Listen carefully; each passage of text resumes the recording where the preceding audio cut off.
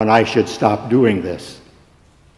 Later, I reconsidered and felt honored and welcomed and asked Beth to put me back on the list, if still needed. We may all agree when this is finally over that my first decision was the better one. My son, who advises me in many things, suggested that I share that information with you as a place to start. We gather on an important day in the church year, the first Sunday of Lent. I'm reminded that Lent means spring, and with the winter we're having, the thought of spring is very appealing. The gospel for the first Sunday of Lent is always the story of Jesus being tempted by Satan in the wilderness.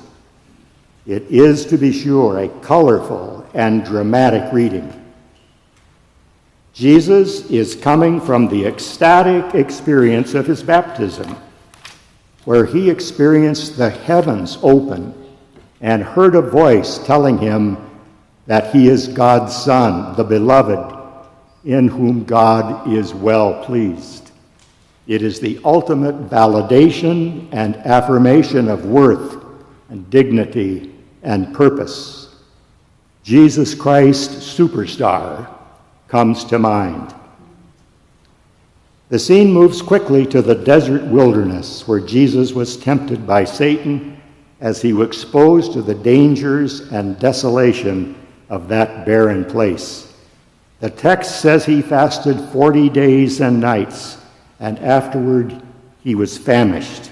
He was weakened and vulnerable in that place of exposure and exhaustion. I find it useful to think of the three temptations presented to Jesus as idols.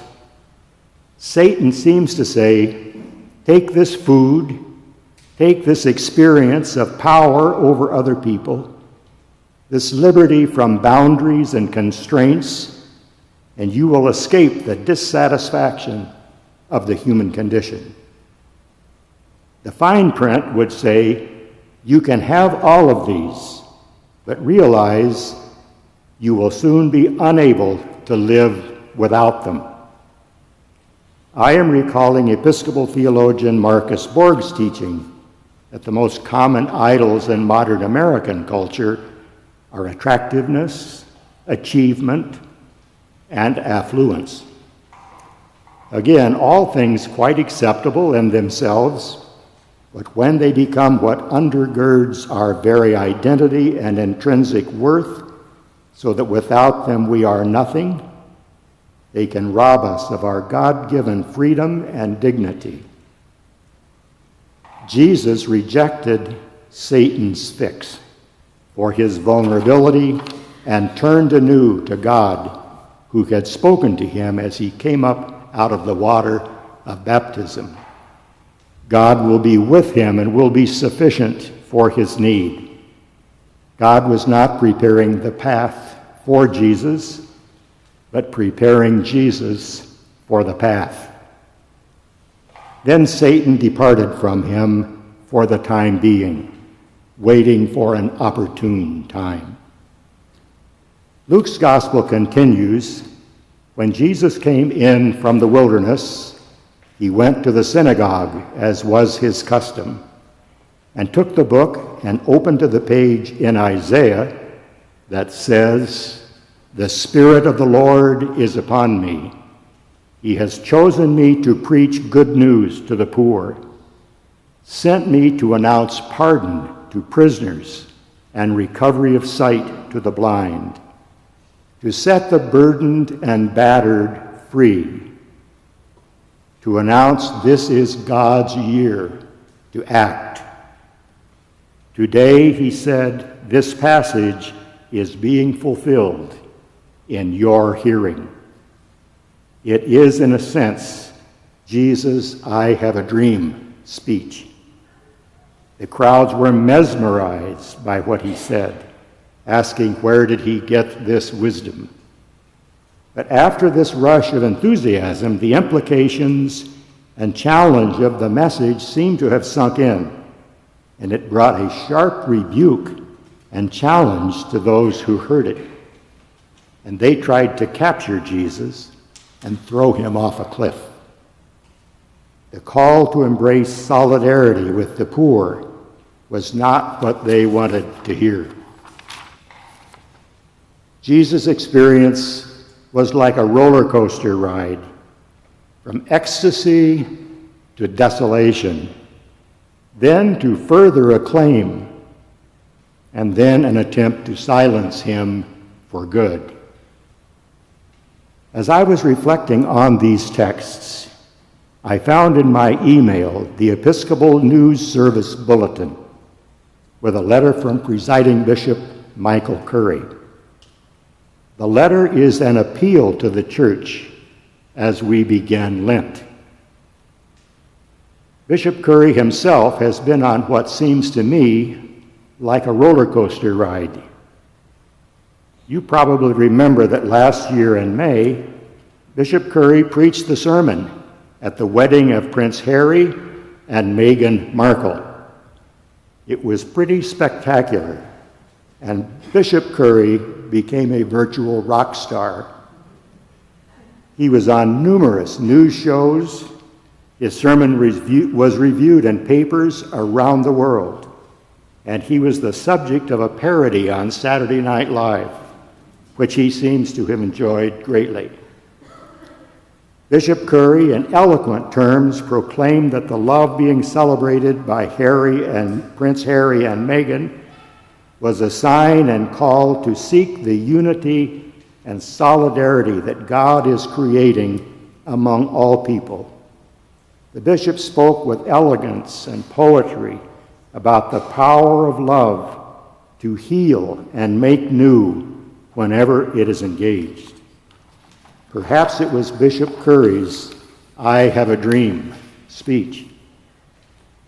Bishop Curry made very clear he was not talking about sentimental love, but about sacrificial love that is expressed in respect and compassion and solidarity with the broken and excluded. One columnist who reviewed the sermon concluded by saying, "Take me to the Episcopal Church."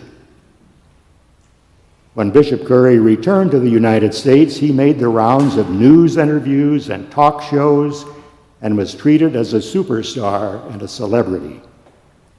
It might have been tempting to stay in that world of fame and adulation, but instead he went into what must have felt at times like a wilderness. He plunged into the controversial world of politics and public life. While it was not exactly the barren wilderness experienced by Jesus, it was a place of intense divisions and hostility and serious risk. The same week that Bishop Curry preached at the wedding, he preached at the National Christian Church in Washington, D.C., and joined a procession that moved from the church to a vigil at the White House. And along with 24 other church leaders, they presented a letter to the nation and to the nation's churches. The letter is in the form of a confession of faith called Reclaiming Jesus. It is a declaration of core beliefs and values of Christian faith, and a courageous statement of their belief that we are violating these values as a church and at the highest levels of our government and placing ourselves in grave crisis. I want to share with you a few excerpts from Reclaiming Jesus, a confession of faith in a time of crisis, written by Bishop Curry and 24 other religious leaders.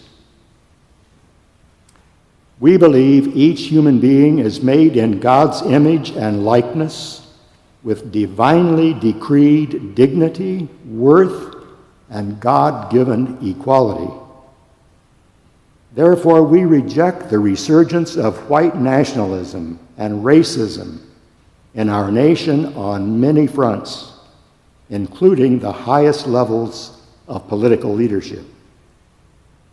We believe how we treat the hungry, the thirsty, the naked, the stranger, the sick, and the prisoner is how we treat Christ himself. Therefore, we reject the language and policies of political leaders who would debase and abandon the most vulnerable children of God. We strongly deplore the growing attacks on immigrants and refugees who are being made into cultural and political targets. And we need to remind our churches that God makes the treatment of the strangers among us a test of faith. We reject the immoral logic of cutting services and programs for the poor while cutting taxes for the rich. These declarations are put forward by these elders under the heading of Reclaiming Jesus.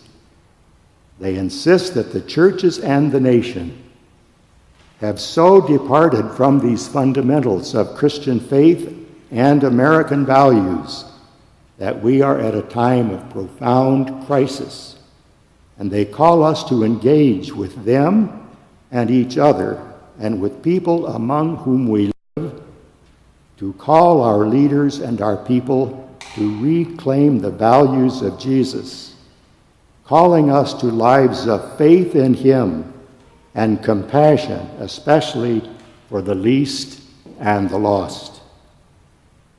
There's something very distinctive about a confession of faith. It is not a pronouncement of belief and practice that we are now all commanded to obey. Rather, it is a statement of what the presiding bishop and the other elders have discerned to be the core message of the gospel at this particular time. I believe it is offered to us with confidence, also with humility. I believe it is meant to provoke us to find our own voice, discern for ourselves in dialogue with them and with each other what we believe is the core message of the gospel at our particular time and place, and also to discern what our faith calls us to reject and what to support in our common life as a community and a nation. Lenten disciplines are often focused on personal renewal and regeneration as we participate liturgically in the dying and rising of Jesus. Over the years, I have found that Lent can be a season of personal regeneration as the rhythms of fasting and prayer bring God's transforming grace into my life. Many years ago, I undertook fasting from cigarettes as a Lenten discipline, and with the help of God's grace, stopped smoking. It is very likely that that Lent saved my life. Bishop Curry is calling us to bring our habits and practices of public life into the rhythms and movements of God's transforming grace in our Lenten disciplines. Our self-examination should include how we are practicing our citizenship. It is to examine together how our faith and devotion to Jesus Christ is informing the way we live our public life, our life as citizens, members of communities and churches, and our nation. It might be expressed as a process of equipping us for civil discourse. So long as we simply stay in our own bunkers and talk only with people whose perspectives are like our own, there is little promise that we will heal the divisions that endanger us. When we sit down with people whose experience and perspectives are different from our own, and we engage in a respectful quest for ways to resolve our differences and solve our common problems, we can be beacons of hope.